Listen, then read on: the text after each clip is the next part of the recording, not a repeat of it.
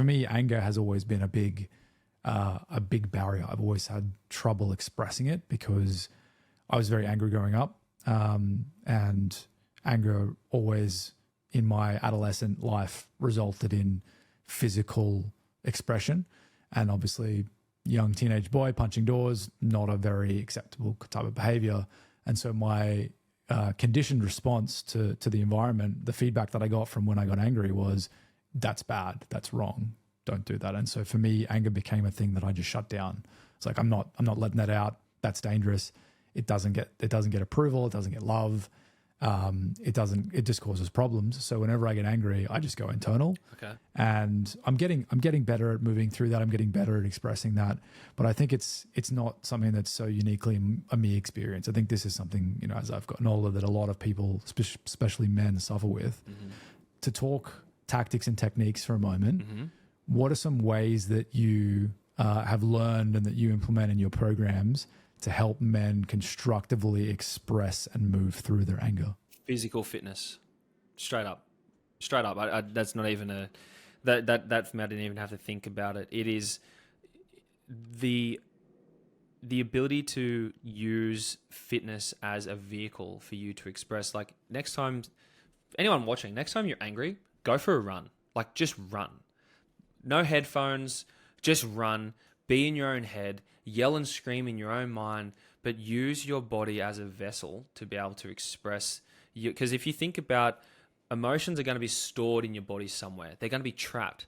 You want to talk about the connection of energy and emotions to then trigger injuries. Well, energy is always stored and trapped. That's why we have blockages. That's why we have injuries, because we're holding on to something that is emotional.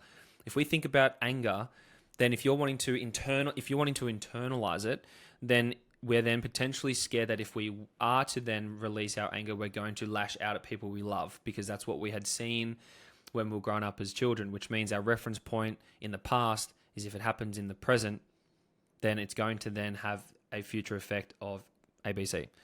So for me, tactically, I'd say exercise. I would say learn how to control your anger in a way that would be a lot of combat sports. I know a lot of like jiu-jitsu, MMA, boxing is really healthy, because you're learning how to then control your aggression. But then when you are then feeling angry, then I know instructors won't allow you to train if you're feeling angry, but then to help you then process it, what they make you do: go skip, go punch the bag, go for a run. So you're using exercise still as a way, as a vehicle to be able to express it. Another one, that, because I live close to the beach, I know that whenever I have wanted and needed to be able to then do like a primal scream, I'd go on the beach and I'd scream, and I'd go into the water and I'd scream underwater. That's a healthy way to release it. You know, at times I've even just grabbed a pillow and just pushed my face into it and just yelled and screamed. Whether or not that would work for you, you can try, but any method that you can use that is allowing you to voice what's actually coming up for you, or to exert it out of you physically, I would say is in a safe environment is the way to tactically exert that anger, for sure.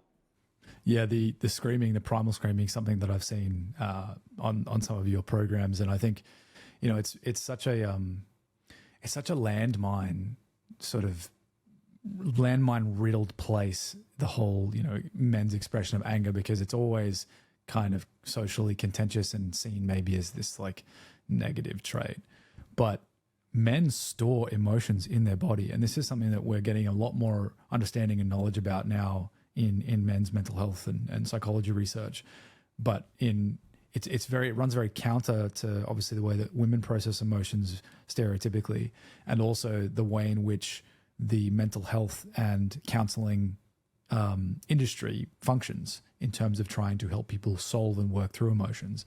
So for men, it's really important when they're dealing with heavy emotional moments to do something physical, to find where the emotion is stored physically, reconnect with the breath, actually move into the body and out of the mind, which is very counterintuitive, but this is how we do it. This is how, for whatever reason, our biology has decided that's how emotions get stored.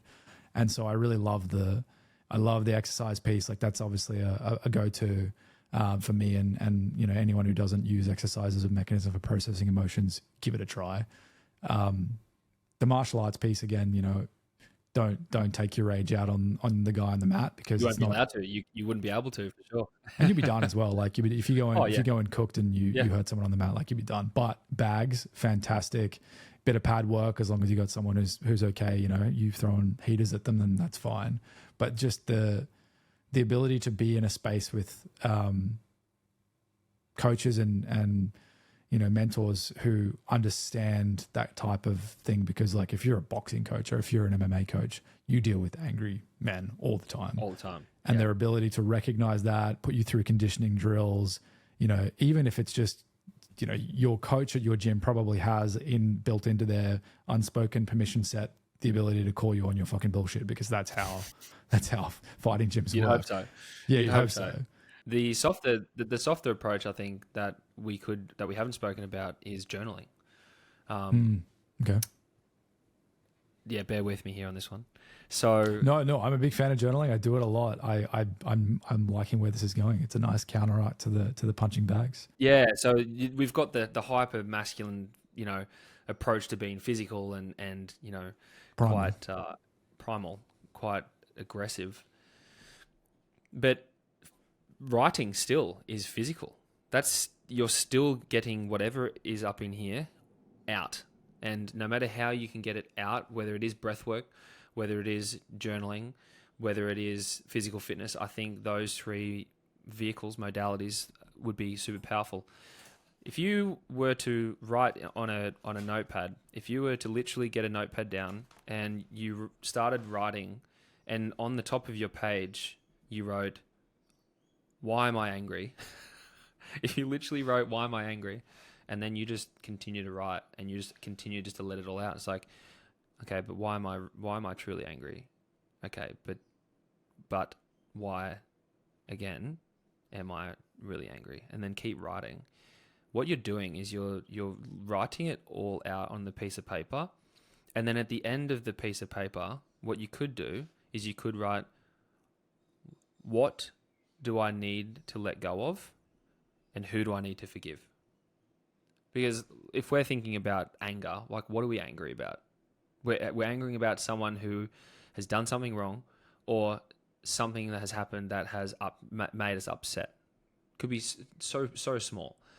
But majority of the time when we're angry, or what we see with a lot of the men that come through the program, is they're not necessarily angry. Well, they are angry at the other person, their ex-wife.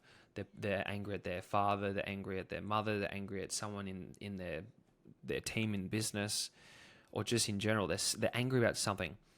What is actually underlying below the anger is they're angry at themselves, because there was an element in their past that they wish they had acted differently to not experience what hurt them the most. They wish that they could have defended themselves. They wish that they could have reacted in a different way. They wish that they just weren't there in the first place. So there is an element of forgiveness that comes when you are angry. You need to be able to identify, well, in order for me to forgive others, I need to forgive myself. That I was doing the best I could at the time. I did everything that I could, but unfortunately, this is what was a result of the things that were outside of my control. I forgive myself. I also forgive the person. I must let go of X, Y, Z. So writing and journaling is a huge, huge piece that I don't believe is used so much. We do quite a bit of reflective work in our immersions, as much as it's gruesome and it's hard and it's intense physically and emotionally, and there's a lot that goes on there. There is also a lot of elements where we need to dive deep into the internal, the emotional stuff. That's really actually where the breakthroughs occur. It's not just the physical, that's the vehicle. What truly actually lies underneath is what we peel back. It's like the onion, the layer. It's just peel after peel after peel. And for me, the deeper you go, the bigger the breakthrough. But with anger, sometimes just writing it out compared to having to go for a big run or go punching a bag can also be beneficial, because you just got to get it out of you. You just got to get it out of your body, whether it's in your body, whether it's in your head, on your mind. Get it on paper and read it and actually look at what you've written and go like, oh, you can call yourself out. You don't have to have anyone else out. You can call yourself out and be like, God, am I really angry at that thing? Am I really angry? Why am I angry? Why am I angry? Oh, why? Oh, that look, now that I'm writing it, that looks really pathetic. Okay, well, I've got to let go of this because of these reasons. I must let go of it because this is the negative consequences of it. Okay, well, I forgive that person because X, Y, Z, and I forgive myself because A, B, C. So journaling is another vehicle I think would be quite beneficial. Yeah, I love that. It's journaling has been a big part of my life for a very long time, and I think the worst moments in my life over the last little bit have been have correlated with moments where my journaling has slipped up and my habits for journaling have fallen apart.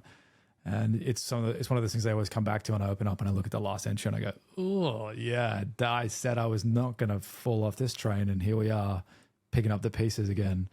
But the final point that I would say is that just to sort of loop in one of the previous topics we were discussing around creating space for open communications is just, and this is obviously hard in the moment because when you're experiencing intense emotions or when you're frustrated and you're angry and you're locked up about this, it's so hard to be pragmatic. But have a friend or someone you can talk to where you can literally call them up and say, hey, I'm experiencing this emotion. I need to speak nonsense to you about what's going on in my head for a moment. Can you please just listen and then just like vent? If it can be your best mate, it can be your mum or dad. I mean, if it's your partner, fantastic. You've got a strong king or queen that you're connected with. But again, that's a tough ask. If it's a counselor, a therapist, great. Those people are literally paid for that. But the ability to just frame the experience that someone else is going to get from you and say, I need you to just listen to the nonsense in my mind, and then verbal diarrhea, whatever's going on, amazingly powerful.